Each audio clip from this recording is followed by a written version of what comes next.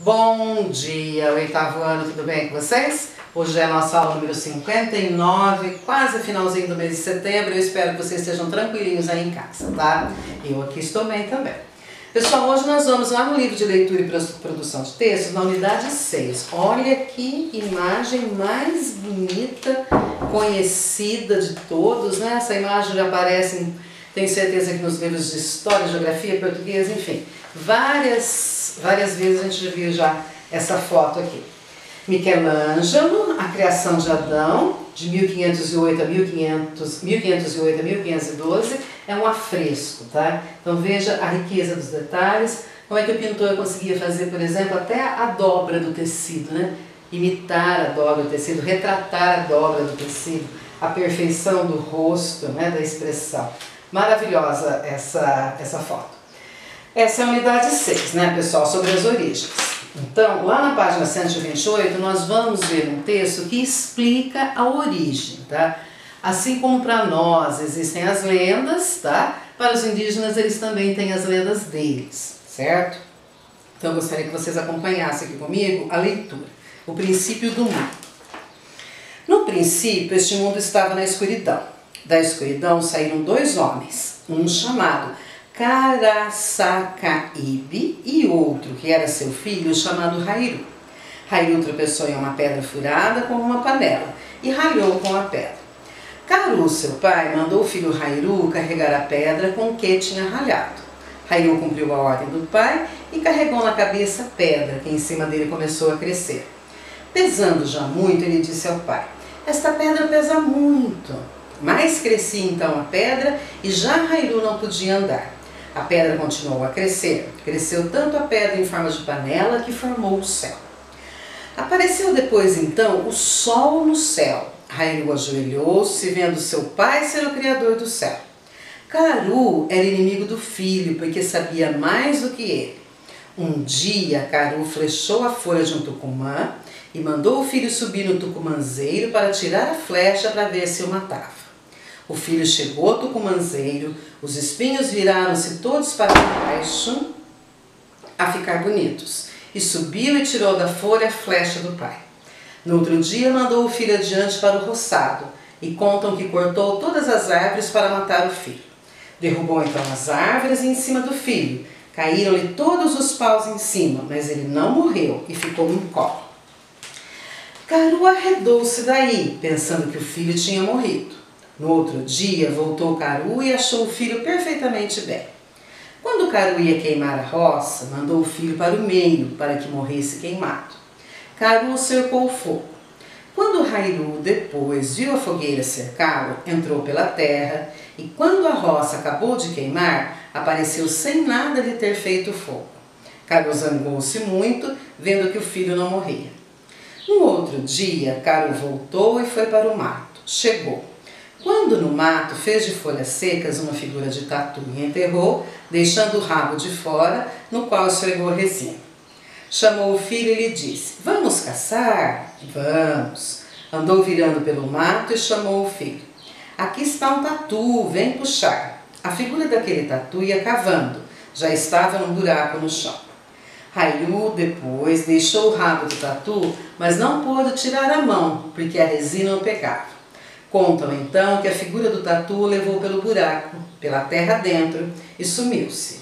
Passava seu pai outro dia por aquele buraco, quando viu seu filho sair dele.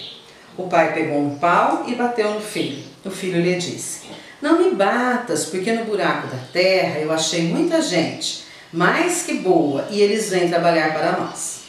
O pai deixou-o e não lhe bateu mais. Arredondou uma coisinha e atirou no chão, que então cresceu transformado em algodão. O algodoeiro cresceu logo, floresceu, dando depois algodão.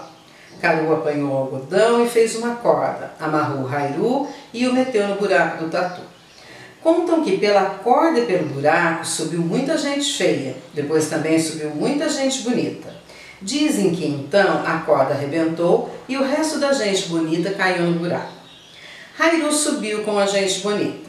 Contam que Caru, quando viu aquele bando de gente, mandou fazer uma coisa verde, uma vermelha, uma preta, uma amarela, para assinalar aquela gente com as suas mulheres, para quando aquela gente crescesse, ser Munduruku, Mura, Arará, Pamaná, Yunamari, Catuixi, e assim todos. Demorando muito a pintar toda aquela gente, ficaram uns com sono e outros mais que dormindo. Aos preguiçosos, Caru disse: vocês são muito preguiçosos, agora vocês serão passarinhos, morcegos, porcos e borboletas. Aos outros que não eram preguiçosos e que eram bonitos, ele disse: vocês serão o princípio de outro tempo. Noutro tempo os filhos de vocês serão valentes. Depois Caru sumiu-se pela terra dentro. Então denominaram aquele buraco Caru-Cupi. Então vocês podem perceber que é uma lenda indígena que tenta explicar aí a formação da terra, do sol, a origem das tribos, né? Vocês viram aqui, olha, logo aqui no finalzinho, várias tribos indígenas, né? Os nomes delas aqui. Dá uma olhadinha aqui no vocabulário. Arredar-se, afastar-se, distanciar-se. Incólume, ileso, intacto. Munduruku, Mura, Arará, Pamaná, Uinamari, Catauxis, diferentes tribos indígenas brasileiras. Ralhar é a mesma coisa que xingar, que esbravejar. Resina, uma goma oleosa e pegajosa extraída de alguns vegetais. Roçado, terreno sem vegetação utilizado para cultivo, para roça. E tucumã, espécie de palmeira que tem espinhos. Então, esse texto foi escrito por Flávio Moreira da Costa, olha lá a indicação bibliográfica.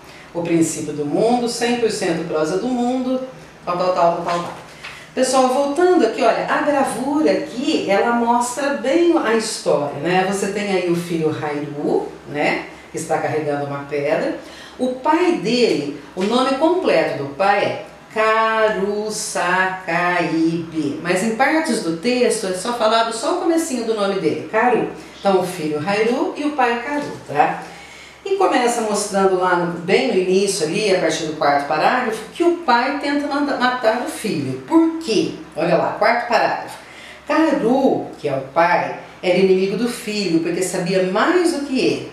Aí ele tenta matar. Primeiro, olha, Caru flechou a folha do tucumã, mandou o filho subir no tucumãzeiro para tirar a flecha para ver se mataram. Essa é uma primeira tentativa. Depois, segunda tentativa, ele mandou o filho para o roçado. Cortou todas as árvores para matar o filho.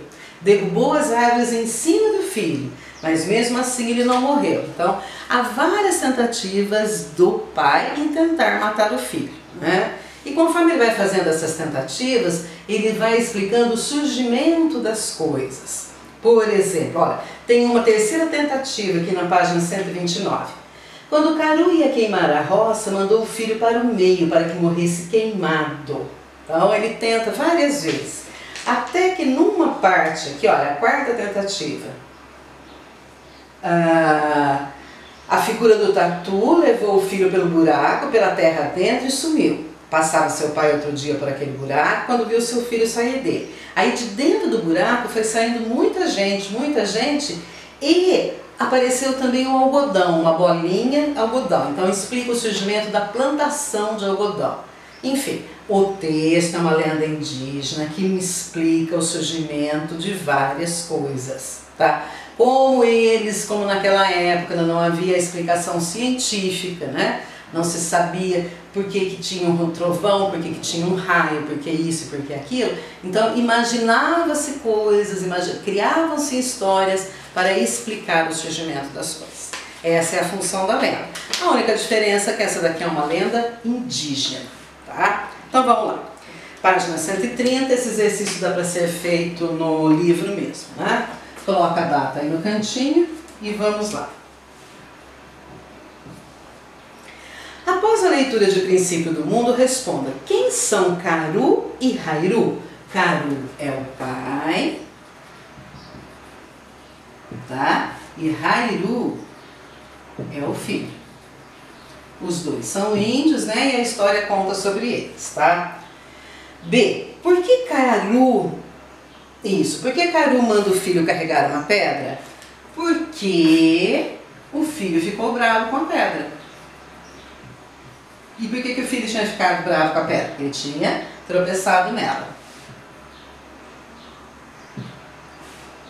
Porque o filho ficou bravo com a pedra. certinho? 2. No princípio, este mundo estava na escuridão. A expressão destacada tem a função de tornar precisa a referência temporal na narrativa. B. Sugerir tempo indeterminado para a narrativa. C. Completar as informações sobre o tempo da narrativa. E D. Estabelecer o início e o término das ações da narrativa. Então, para que serve quando o autor do texto escreveu lá no princípio? Ele torna preciso, fala assim, olha, exatamente a tal dia, em tal horário, em tal lugar? Não, essa não é uma informação precisa. É apenas uma informação que é sugerida. Então, veja lá, 2B. Sugerir tempo indeterminado da narrativa. Como é uma lenda, a lenda não tem a preocupação de falar assim, olha, em tal dia, na cidade de Mogi Guaçu, às margens do rio Mogi Guaçu, no dia 22 de setembro. Não. O interesse da lenda é falar, olha, uma vez, certa vez, no princípio. Não há uma definição exata do tempo. 3. Qual é o espaço sugerido na narrativa, o princípio do mundo? Gente, quando se fala em espaço, é onde as ações acontecem. A gente pode perceber que as ações acontecem numa floresta. E como é que a gente sabe disso? Por causa da presença de árvores, de vegetação. Então, como ele fala lá de árvores, e subir no tucumanzeiro, né, e descer no tucumanzeiro, e depois abrir um buraco da presença de árvores. Certinho? 4. Os nomes dos personagens principais, Caruçacaíbe, Hairu, e das gentes vindas da fenda da terra, ou seja, tem uma parte da história em que a terra se abre e saem pessoas de dentro dela. Essas pessoas são quem? Munduruku, Mura, Arará, Pamaná, Uinamari e Catauxi. Remetem a alguma cultura conhecida por você? Sim, todos esses nomes nos remetem à cultura indígena. Ou seja, esses nomes são característicos dos índios. 5. Releia. No princípio, este mundo estava na escuridão. Da escuridão saíram 2 homens, um chamado Caruçacaíbe e outro que era seu filho, chamado Hairu. Observando os verbos destacados no texto, indique as afirmativas a seguirem verdadeiras ou falsas. Então você tem lá 5, A, B, C, D e E. Aí precisamos saber se as alternativas são falsas ou verdadeiras de acordo com os verbos grifados, os verbos em negrito. Os verbos em negrito aí são estava e sair. No princípio, esse mundo estava na escuridão. Da escuridão saíram 2 homens. A. O verbo estar está conjugado no pretérito imperfeito do indicativo e sugere a continuidade de uma situação no passado. Sim, verdadeiro. Uma situação que se repetia no passado. Ele esteve anteontem, depois ele estava ontem também. Continuidade. B. O verbo sair está conjugado no pretérito perfeito do indicativo e indica uma ação realizada e concluída no passado. Sim, esse pretérito tem essa ideia. C. Os verbos estão conjugados no mesmo tempo e no mesmo modo verbal, pois tratam de ações relativas ao passado na narrativa. Não. Um está no pretérito perfeito e outro está no pretérito imperfeito. D. Os verbos têm sujeitos diferentes. O sujeito do primeiro é este mundo e do segundo 2 homens. Então volta lá. No princípio este mundo estava na escuridão. Quem é que estava na escuridão? Este mundo. Então o sujeito do primeiro é este mundo. Do segundo.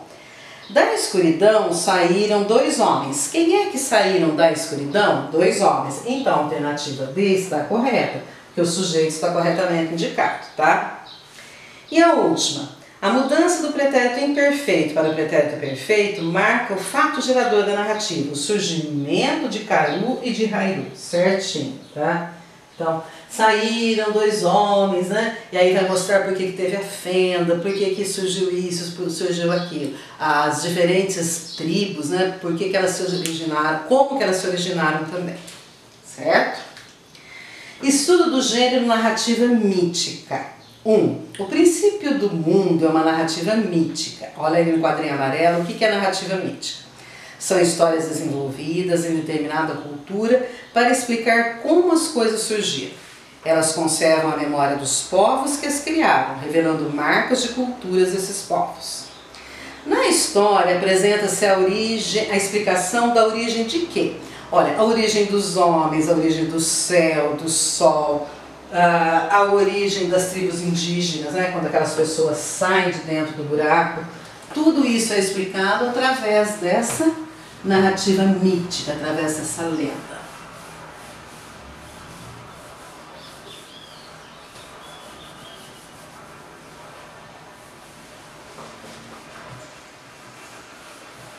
Então, vamos lá colocar uma resposta bem simplesinha aí no livro.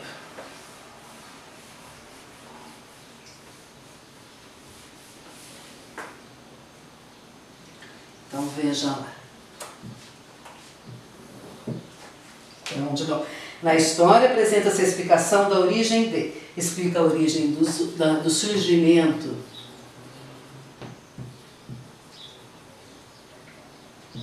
a origem dos homens, do céu, do sol, do algodão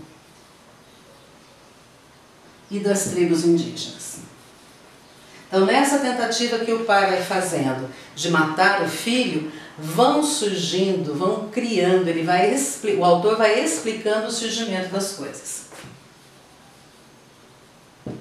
Até a questão, né, de que um é mais preguiçoso, outro é mais espertinho, né? Até essa explicação tem no final dessa narrativa. B.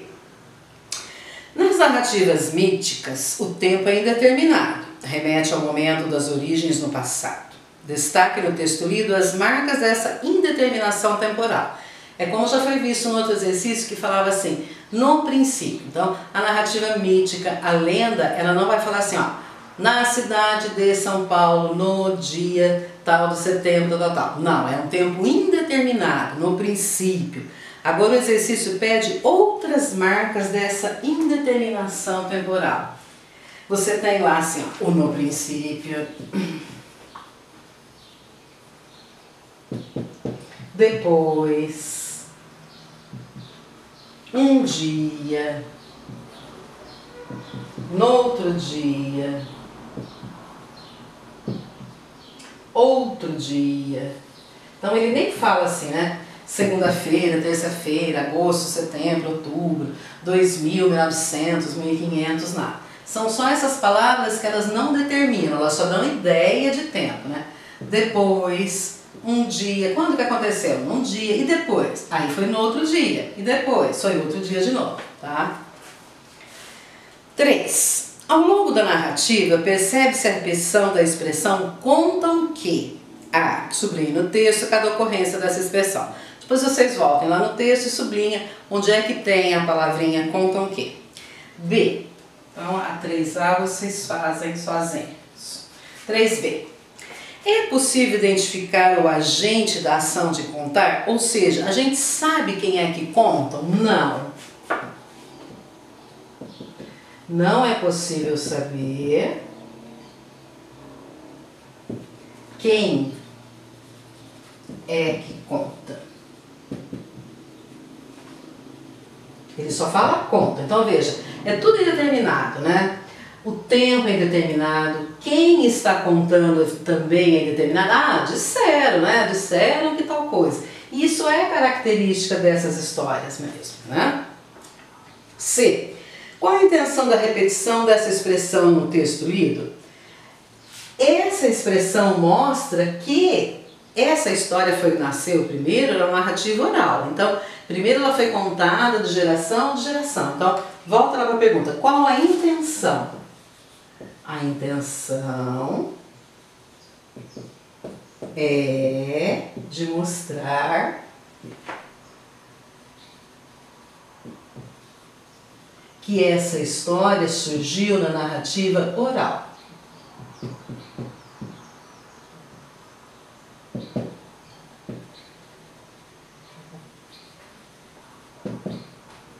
na narrativa oral. E depois, ou seja, ela foi contada de geração em geração, vou colocar mais isso assim, ó. Contada de geração para geração.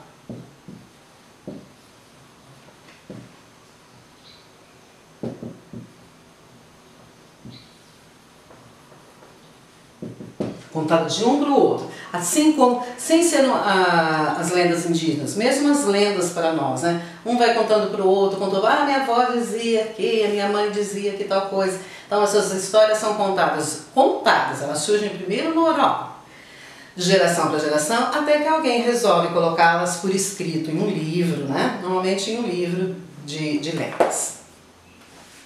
4. Em geral, os mitos relatam feitos heróicos de deuses ou de semideuses, que explicam fatos da realidade ou fenômenos da natureza. As atitudes de heroísmo desses personagens têm consequências para o povo, que preserva a tradição narrada nas histórias. Semideuses, olha lá, nasciam do relacionamento de deuses com pessoas, então com os mortais, né? Geralmente se destacavam dos humanos comuns por serem mais fortes que eles. Quais feitos heróicos há no texto? Por exemplo, Hairu carrega uma pedra. Vamos colocar aqui, olha, são vários, mas a gente dá uma resumidinha, tá? Hairu carrega uma pedra grande, né? Então é algo assim heróico. O que mais que nós temos? Não é Kairu, é Karu. Karu cria o sol e a terra. Depois, Karu corta as árvores para ferir o filho.